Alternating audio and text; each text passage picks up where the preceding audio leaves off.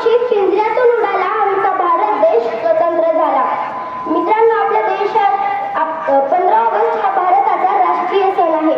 15 August 1947 रोजी आपला भारत देश इंग्रजांच्या गुलामगिरीतून मुक्त झाला आणि एक स्वतंत्र राष्ट्र बनले. आपला देश स्वतंत्र झाला तेव्हा आपल्या देशाचे पहिले पंतप्रधान पंडित जवाहरलाल नेहरू यांनी लाल किल्ल्यावर ध्वज फडकवला.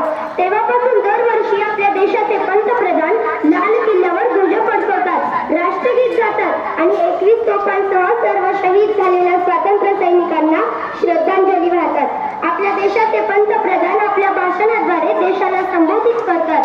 चला आज आपण सर्व भारतीय पुन्हा एकत्र येऊया. ज्या वीरांमुळे स्वतंत्रपणे श्वास घेत आहोत त्या भारत मातेच्या सुपुत्रांच्या त्यागाचे स्मरण करूया आणि त्यांना विनम्रपणे अभिवादन करूया. मित्रांनो, आपल्या देशाला स्वातंत्र्य मिळवून देण्यासाठी अनेक स्वातंत्र्यवीरांनी आपल्या प्राणाची आहुती दिली. आपल्या जीवाची पर्वा न करता ब्रिटिशांची लढा दिला आणि अनेकांना याच स्वातंत्र्य लढ्यात स्वतःचे जीव देखील गमवावे लागले. महात्मा गांधी, पंडित जवाहरलाल नेहरू, भगतसिंग, राजगुरू, सुखदेव, सुभाषचंद्र बोस, लाला लजपतराय अशा हजारो क्रांतिकारकांचे या स्वातंत्र्य लढ्यात महत्त्वाचे स्थान आहे.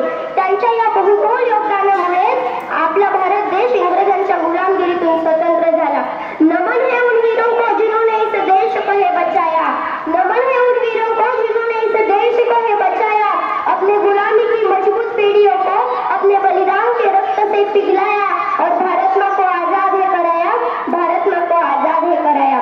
मित्रांनो, पहलगाम येथे झालेल्या दहशतवादी हल्ला त्यात निरपराध लोकांचा बळी, गुजरात मधील सर्वात मोठी विमान दुर्घटना, मावळ मधील कुंडमाला येथे झालेल्या इंद्रायणी नदीवरील पूल दुर्घटना अशा घटना होऊ नये यासाठी नागरिक म्हणून आपण सतर्क राहिले पाहिजे.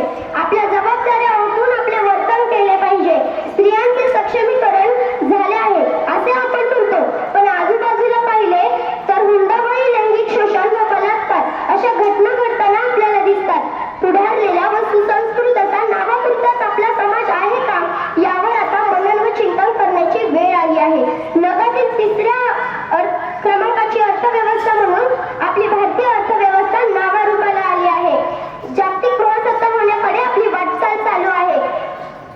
मित्रांनो, तसेच शत्रूला धडा शिकवण्यासाठी आपण राबवलेली ऑपरेशन सिंधूर ही मोहीम कौतुकास्पद आहे. ही तर खरं आपल्या सर्वांसाठी अभिमानाची गोष्ट आहे.